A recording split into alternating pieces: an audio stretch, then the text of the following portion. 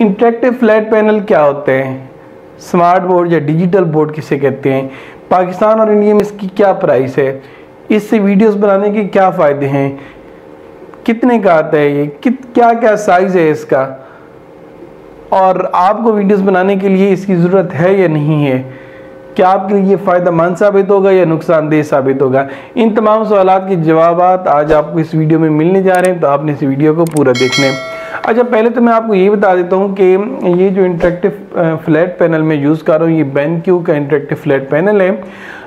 आप में से अगर ज़्यादातर लोग होंगे जिनको इंटरेक्टिव फ्लैट पैनल का पता नहीं होगा, तो मैं यहाँ पर बताता चलूँ कि एक इंटरेक्टिव फ्लैट पैनल होता है और एक होता है डिजिटल स्मार्ट बोर्ड। तो पहले मैं आप लोगों को दोनों का फ़र्क बता देता हूँ ताकि फिर मज़ीद आपको इसको समझने में आसानी हो। अगर हम बात करें डिजिटल बोर्ड की, तो डिजिटल बोर्ड एक तरह का आपका बोर्ड ही होता है और उस पे आप इंटरेक्टिव लिख सकते हैं, यानी कि इंटरेक्टिवली आप लिख सकते हैं, कुछ भी लिखते हैं तो उस बोर्ड पर डिजिटली लिखा जाता है।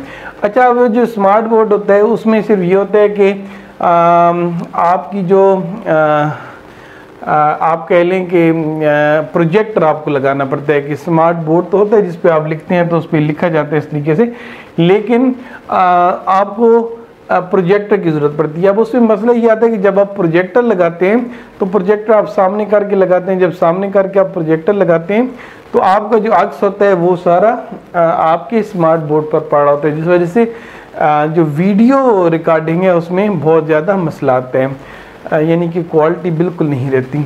अच्छा, अब इसका हल ये होता है कि कुछ लोग शार्ट थ्रू प्रोजेक्टर और अल्ट्रा शार्ट थ्रू प्रोजेक्टर लगाते हैं।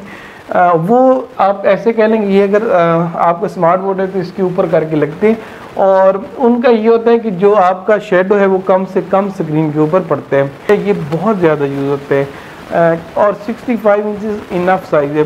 ज़्यादातर लोग जब इंटरेक्टिव फ्लैट पैनल लेने लगते हैं तो परेशान होते हैं, वो ये सोच रहे होते हैं कि क्या 65 इंचज़ फ्लैट पैनल उनके लिए मुनासिब रहेगा या नहीं रहेगा।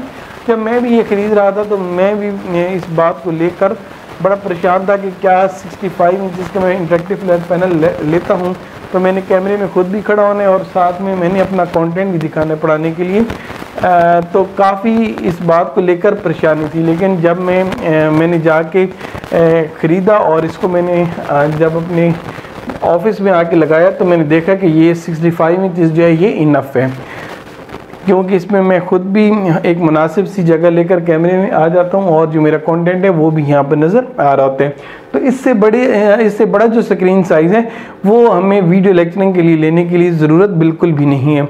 और अगर आप इससे बड़ा साइज़ लेंगे भी सही तो उसका नुकसान ये होगा कि अब ये 65 इंचज़ है तो फिर इसको भी मेरे ऑफिस तक लाने में बहुत ज़्यादा दुश्वारी हुई है, क्योंकि इसका वज़न भी बहुत ज़्यादा है और 65 इंचज़ का ये पैनल खुद है। फिर इसको जब डिब्बे में बंद किया जाता है तो कह लें कि ये तकरीबन 75 इंचज़ तक इसका डिब्बा बन जाता है। तो इस वजह से 65 इंचज़ भी एक जगह से दूसरी जगह लेकर जाना बहुत मुश्किल है। तो अगर आप इससे बड़ी स्क्रीन लेंगे तो वो तो आपके लिए फिर बहुत ही मुश्किल हो जाएगा मूव करना। तो मैं आपको अगर रिकमेंड करूंगा तो मैं ये रिकमेंड करूंगा कि 65 इंचज़ साइज है वो आपके लिए इनफ है। अच्छा, अब हम अगली बात पे आते हैं कि कौन कौन सी कंपनीज हैं जो कि इंटरेक्टिव फ्लैट पैनल बना रही हैं। वैसे तो बहुत सारी कंपनीज हैं, लेकिन जो इंटरनेशनली मशहूर कंपनी हैं उनका मैं आपको बता देता हूँ। जिस तरीके से BenQ हो गया, ViewSonic, LG, सैमसंग और हिटाची, ये वो कंपनीज हैं जो कि इंटरनेशनली इंटरेक्टिव फ्लैट पैनल को सप्लाई कर रही हैं और इनकी जो इंटरेक्टिव फ्लैट पैनल स्क्रीन्स हैं ये बहुत ज़्यादा अच्छी स्क्रीन्स हैं। अच्छा, अब इसमें कई चाइना के प्रोडक्ट्स भी आ रहे हैं आजकल जो कि बहुत ज़्यादा मशहूर कंपनियाँ नहीं हैं, लेकिन वो इंटरेक्टिव फ्लैट पैनल बना कर सेल कर रही हैं। जब मैं भी ख़रीदने लगा था तो मेरे लिए ये बहुत ज़्यादा, मैं सोच रहा था कि मुझे क्या कोई ऐसी प्रोडक्ट ले ली जाए जो कि नॉन ब्रांडेड प्रोडक्ट हो या मुझे किसी ख़ास ब्रांड का इंटरेक्टिव फ्लैट पैनल लेना चाहिए। तो क्योंकि बहुत ज़्यादा अमाउंट थी जो कि ख़र्च करनी थी, तो मैंने यही बेहतर समझा कि थोड़ी और अमाउंट मैं ख़र्च कर लूँ, लेकिन मैं किसी ब्रांड की ही इंटरेक्टिव फ्लैट पैनल लूँ। तो तब जाकर मैंने ये BenQ का इंटरेक्टिव फ्लैट पैनल ख़रीदा। अब बात आ जाती है कि कितने का आता है ये इंटरेक्टिव फ्लैट पैनल। तो इसकी जो प्राइसेस है वो मुख्तलिफ हैं। जिस तरह बेनक्यू, व्यूसोनिक, हिटाची और इन ब्रांडेड इंटरेक्टिव फ्लैट पैनल्स की बात करें तो ये तकरीबन कम से कम भी 5 लाख से 65 इंचेस की पैनल स्टार्ट होते हैं। 5 लाख से लेकर 7 से 8 लाख तक इनकी प्राइस होती है। अच्छा, अब इसमें ये होता है कि ये जो मैं प्राइस बता रहा हूँ ये मैं सिर्फ इंटरेक्टिव फ्लैट पैनल की प्राइस बता रहा हूँ। इसमें इंटरेक्टिव फ्लैट पैनल में आपका बिल्ट इन जो होता है वो एंड्रॉयड ऑपरेटिंग सिस्टम होता है, जिस पर आप अपनी लेक्चर वगैरह चला सकते हैं या कोई भी प्रेजेंटेशन आपने देनी है वो आप इस पर दे सकते हैं। लेकिन अगर आपको ज़्यादा एफिशिएंसी चाहिए, इससे स्पीड से काम चाहिए, बहुत अच्छी इससे एफिशिएंसी चाहिए, तो फिर आपको इसके साथ एक अलग से स्पेशल से पीसी लगाना पड़ता है। वो जो स्पेशल से पीसी है उसे हम OPS पीसी भी बोलते हैं, जो कि इसके पीछे यहाँ पर लगा हुआ है। वो तकरीबन आप कह लें कि तकरीबन लाख से ऊपर आता है। तो इस जो मैंने इंटरेक्टिव फ्लैट पैनल यूज़ किया इसमें जो मुझे एक्स्ट्रा लेना पड़ा OPS ये 1 लाख तक मुझे पड़ा।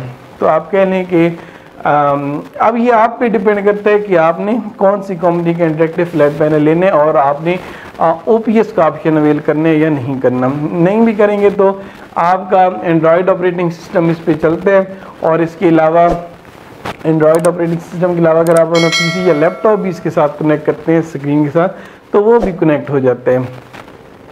लेकिन फिर बंदा कहता है कि जब इतनी बड़ी स्क्रीन लेनी है, इतने पैसे लगाने हैं, तो क्यों ना बंदा साथ साथ OPS भी ले ले, क्योंकि इससे इसकी जो एफिशिएंसी है उसमें इजाफा हो जाते हैं। अच्छा, प्राइसेस की बात भी हो गई। तो अगर पाकिस्तान में प्राइसेस की बात की जाए तो पाकिस्तान में इसकी प्राइसेस काफ़ी हाई हैं, क्योंकि पाकिस्तान में कोई भी मैन्युफैक्चरर नहीं है जो कि इंटरेक्टिव फ्लैट पैनल बना रहा हो। जितने भी इंटरेक्टिव फ्लैट पैनल हैं ये बाहर से आते हैं, चाइना वगैरह से। तो इसलिए आते आते इतना खर्चा हो जाता है कि पाकिस्तान में ये महंगे पड़ते हैं। अगर आप इंडिया से बिलोंग करते हैं तो इंडिया का ये है कि इंडिया में कंपनीज खुद हैं जो कि इंटरेक्टिव फ्लैट पैनल बना रही हैं, तो इंडिया में ये काफ़ी कम कीमत में मिल जाती हैं। आप कह लें कि इंडिया के अगर आपके पास 2 लाख भी इंडियन रुपीज़ हैं तो उससे आपको इंटरेक्टिव फ्लैट पैनल मिल जाते हैं। लेकिन वो लोकल कंपनीज का होता है। लेकिन अगर आप ब्रांडेड कंपनीज लेंगे तो वहाँ इंडिया में भी ये महंगी होंगी। अब बात यह है कि एक दफ़ा फिर मैं आपको बताता चलूँ कि जब आपने इतना खर्चा करना ही होता है या तो आप खर्चा करें ना, या अगर आपने ऐसी चीज़ कोई लेनी है तो ब्रांड की लें। अब यहाँ पर ये देखें ना, आप जिस तरह इसका ये जो यहाँ पर गिलास लगा हुआ है ये 4 mm का गिलास है। 4 mm गिलास का मतलब ये है कि ये बहुत ज़्यादा मजबूत स्क्रीन है कि इसको अगर आप जितना मर्जी टक टक जोर लगाते रहें इसको कुछ नहीं होता, क्योंकि ये बहुत ज़्यादा अच्छी स्क्रीन बनी हुई है।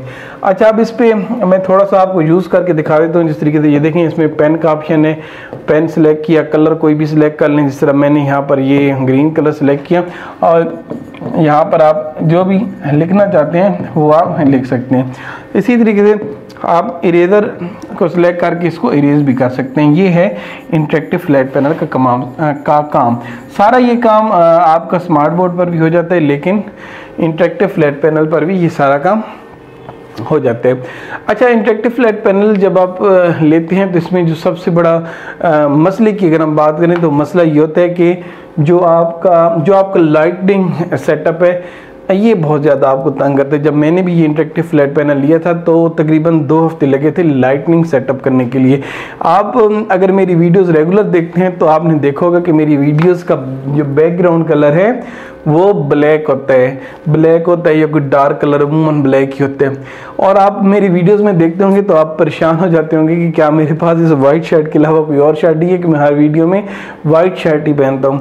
तो उसकी वजह ये है कि मुझे बैकग्राउंड ब्लैक रखना पड़ता है, और जब बैकग्राउंड ब्लैक रखना पड़ता है तो शर्ट मुझे वाइट पहननी पड़ती है, क्योंकि ब्लैक बैकग्राउंड के ऊपर सामने कोई भी और कलर सूट नहीं करता, सिर्फ वाइट कलर की शर्ट सूट करती है। अच्छा, अब हम बात ये करते, अब मैं आपको थोड़ा सा यहाँ पर स्क्रीन पे कोई और कलर ला के दिखाता हूँ ताकि आपको आइडिया हो कि बाकी कलर्स क्या मसला करते हैं। इसको मैं क्लोज करता हूँ। ये यहाँ पे ये देखें, ये अब स्लाइड्स मैंने रखी हुई हैं, इसको मैं क्लोज कर रहा हूँ। इसको मैं क्लोज कर, तो अब मैं आपके सामने कैमरे पे आता हूँ। अब ये आप ये देख रहे हैं कि जैसी स्क्रीन पीछे से ब्राइट हुई है तो मेरा कलर आपको धुंधला दिखाई देने लग गया होगा। इसी तरीके से अब ये देखें, इसको मैं हटाता हूँ। अब ये देखें, ये बिल्कुल वाइट बैकग्राउंड है, तो अब मैं आपके सामने आ रहा हूँ लेकिन मैं आपको सही नज़र नहीं आ रहा, क्यों? हालांकि मैंने बड़ी तेज़ लाइट्स रखी हुई हैं, लेकिन फिर भी मेरा लाइटनिंग सेटअप इस वाइट बैकग्राउंड को सपोर्ट नहीं कर रहा। तो ये बैकग्राउंड के कुछ इश्यूज होते हैं। अब यहाँ पर इसको मैं चलें फिर दोबारा से इसको ब्लैक बैकग्राउंड पे ले आता हूँ। तो आई थिंक अब आपको पता चल गया होगा। अब ये देखिए, इस तरह से आप स्लाइड्स रख सकते हैं और स्लाइड्स रख कर उनके ऊपर आप पढ़ा सकते हैं। चलें, अब यहाँ पर मैं इसे दोबारा सेलेक्ट कर लेता हूँ जी। तो अब आपके माइंड में सवाल ये होगा, जिस तरह कुछ लोगों ने मैथ पढ़ानी होती है, स्टैट, इकोनॉमिक्स या इस तरह की कैलकुलेशंस, या बहुत ज़्यादा राइट अप वाला काम करना होता है जिसमें बहुत ज़्यादा उन्होंने लिखना होता है वीडियो में, तो वो अक्सर इस चीज़ को लेकर परेशान होते हैं कि उनकी जो वीडियो लेक्चर्स हैं उनके लिए स्मार्ट बोर्ड बेहतर रहेगा, इंटरेक्टिव फ्लैट पैनल बेहतर रहेगा, या फिर ट्रेडिशनल वाइट बोर्ड बेहतर रहेगा। तो मैं दोस्तों आपको बता दूं कि अगर आपने ज़्यादा लिखने वाला काम करना है, जिस तरह मैथ का काम होता है, तो बिल्कुल भी इंटरेक्टिव फ्लैट पैनल ना लीजिएगा, बिल्कुल भी स्मार्ट बोर्ड ना लीजिएगा, बल्कि वाइट बोर्ड पर लेक्चर बनाएं, क्योंकि वाइट बोर्ड पर बहुत ज़्यादा लिखना बहुत ज़्यादा इजी होता है। यानी कि मार्कर पकड़ा और जब आप लिखते हैं तो वो बड़ा स्मूथली और बड़ी आसानी से लिखा जाता है। इस पे इंटरेक्टिव फ्लैट पैनल पे भी कोई ख़ास इशू नहीं है लिखने का, लेकिन बस फिर भी इस पे जब आप लिखते हैं ना, तो वो मज़ा नहीं है जो कि वाइट बोर्ड पर लिखने का मज़ा होता है। वैसे बिल्कुल ठीक है। अब ये जो आपको इंक नज़र आ रही है, आप इसका जो साइज़ है वो बेशक बढ़ा दें, कम कर दें, जितना साइज़ ज़्यादा करेंगे उतना ही ये मोटा लिखने लग जाएगा। तो ये भी आपको क्लियर हो गया कि वाइट बोर्ड का कहाँ पे रोल है और इसका इंटरेक्टिव फ्लैट पैनल का कहाँ पे रोल है। अब इंटरेक्टिव फ्लैट पैनल अमूमन उन लेक्चर्स के लिए यूज़ होती है जिसमें आपने स्लाइड्स चलानी हो। अगर आपने स्लाइड चलानी है तो फिर तो ये इंटरेक्टिव फ्लैट पैनल गुड है, लेकिन अगर आपने लिख के कोई चीज़ पढ़ानी है तो उसके लिए ये बिल्कुल भी मौजूद नहीं है। उसके लिए आप जस्ट सिंपल वाइट बोर्ड लगाएं। 1000 रुपये में वाइट बोर्ड आपको किसी बुक शॉप से मिलेगा, वो लेकर आएँ और उस पर वीडियोस बनाना शुरू कर दें। अब जितनी भी मैं आपको इंटरेक्टिव फ्लैट पैनल से रिलेटेड मालूमात देता रहूँ वो कम है, क्योंकि अभी बहुत ज़्यादा इसके फीचर हैं जो कि बताने वाले हैं। जिस तरीके से यहाँ पर ये देखें, इस पर USBs लगाने के 3 ऑप्शंस मौजूद हैं। इसी तरीके नीचे करके यहाँ पे इसी तरीके से यहाँ पर ये बड़ा सा एक स्पीकर भी लगा हुआ है कि अगर आपने कोई गाना शाना सुनना है या कोई ऑडियो सुननी है तो इस स्पीकर को भी यूज़ कर सकते हैं। इसको ये रिमोट भी एक साथ होता है इसका। ये अगर आप इस रिमोट को देखें, इस रिमोट की मदद से आप अपनी स्लाइड्स को आगे पीछे कर सकते हैं। इसके अलावा ये आपको अमूमन जितनी भी कंपनीज हैं वो तकरीबन 2 पेन आपको इसके साथ फ्री देते हैं जिनको आप यूज़ कर सकते हैं।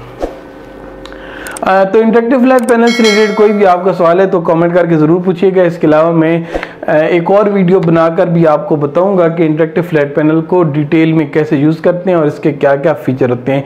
लेकिन आई थिंक कि आज की इस वीडियो के लिए इतना ज़रूरी है, जो भी ज़रूरी मालूमात थी आज की इस वीडियो में आपको मैंने दे दी।